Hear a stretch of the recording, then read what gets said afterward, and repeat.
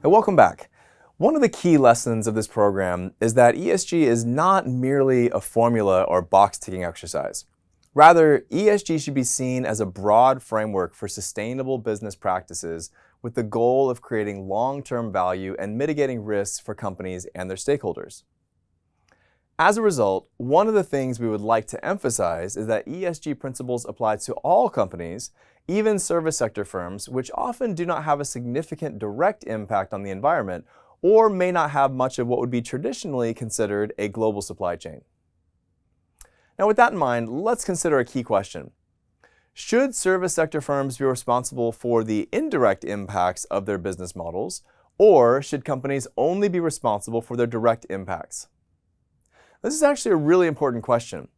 While the focus of ESG discussions often centers on the direct impacts of a company's own actions and practices, there are growing concerns about the potential indirect impacts arising from service sector firms like consulting firms, financial service firms, law firms, who sometimes might advise clients to engage in unsustainable or potentially illegal behavior. Now, the question arises as to whether poor consulting practices or the provision of inappropriate advice should be taken into account when assessing a firm's ESG performance.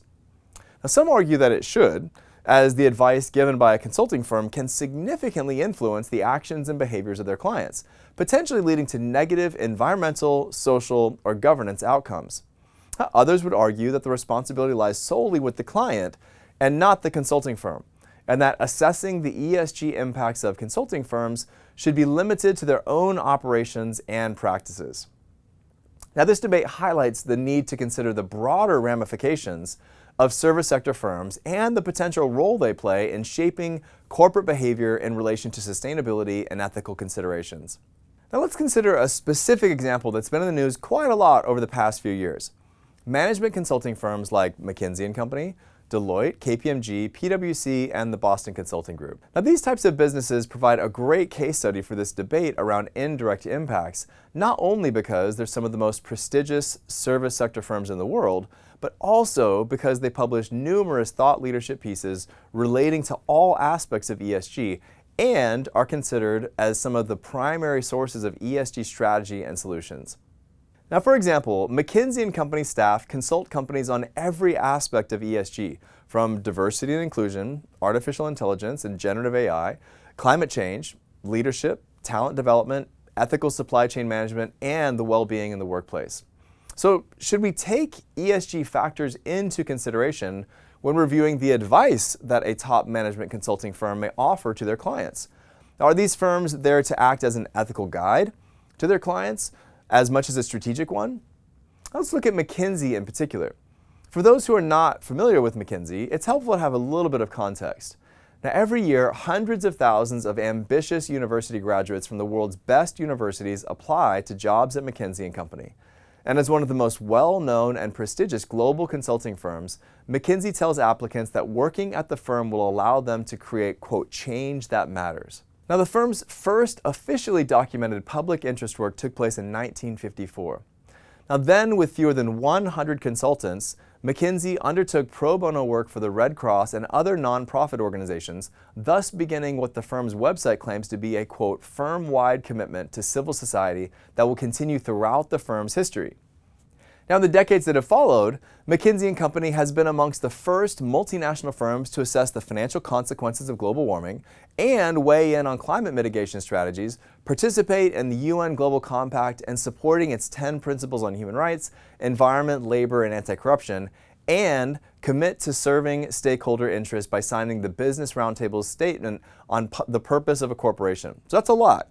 And in 2021, it also launched McKinsey Sustainability, a client service platform to help its clients in different industries and sectors achieve net zero emissions by 2050 and to cut carbon emissions in half by 2030. So again, from an ESG perspective, a consulting firm like McKinsey & Company can have a major influence, both directly within itself, but also in terms of its clients.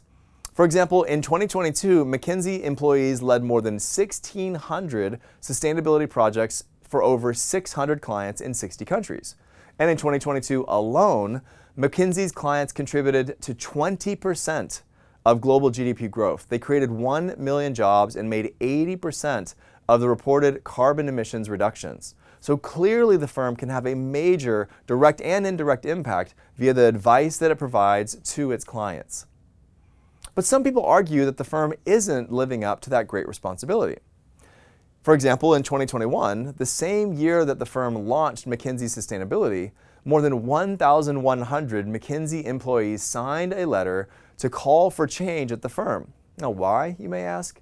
Well, the employees were upset that McKinsey reportedly advised at least 43 of the 100 most environmentally damaging companies in the world, who collectively accounted for over 1/3 of global carbon emissions.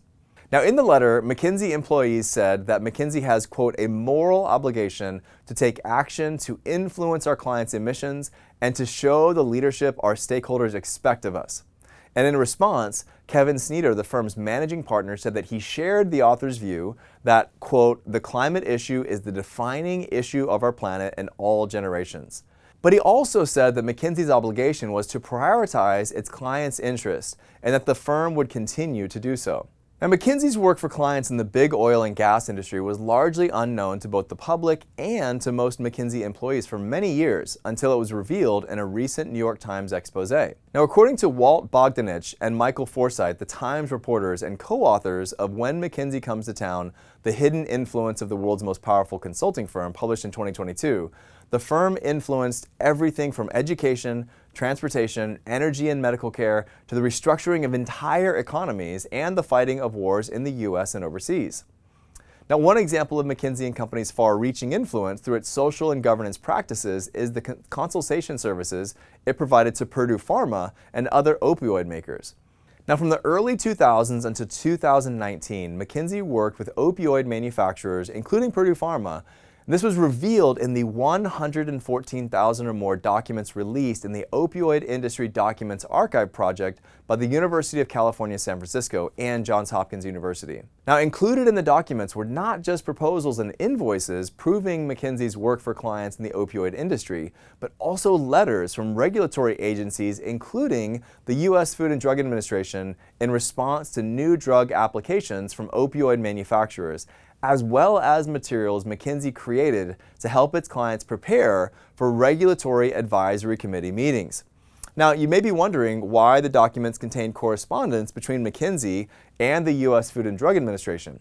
Well, that's because while McKinsey was advising its clients in the opioid industry, it was simultaneously advising the U.S. Food and Drug Administration, the very government agency that regulates the pharmaceutical industry.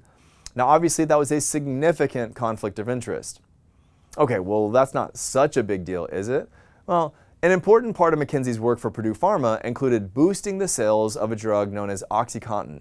Now, McKinsey's experts leveraged their research and data analyst skills to develop sales programs to work with Purdue's sales force to get information about the doctors who were the most likely to prescribe OxyContin, and then set about targeting those doctors. Now, McKinsey also did research and development work to help Purdue Pharma develop a tamper-resistant formulation for OxyContin. Now, again, that may not sound like such a big deal if you don't know anything about the drug OxyContin. But to put it simply, within only a few short years, abuse of OxyContin spread across the United States like a plague, setting off the opioid crisis that killed close to 645,000 people in just over 1 decade. Now, when McKinsey's involvement in the opioid crisis was revealed in January 2019, McKinsey announced that it would cease all opioid-related business, which work led to both civil and criminal cases against the firm. McKinsey & Company paid close to $900 million to settle these cases, including close to $600 million to settle investigations into its role of helping, quote, turbocharge opioid sales, $78 million to resolve claims by U.S. health insurers and benefit plans for helping fuel an epidemic of opioid addiction through its work for opioid manufacturers, and $230 million to settle lawsuits accusing the firm of providing advisory services to opioid manufacturers. Now, again, it's important to remember that most of the illegal and unethical activity described in this video was perpetrated by McKinsey's clients and not McKinsey. That's not to say the firm did nothing wrong. But in the context of this discussion, especially in regards to ESG principles, The question we are asking is whether service sector firms like McKinsey should be responsible for the indirect impacts of their business models. Or, when measuring ESG factors, should companies only be responsible for the impacts that they cause directly?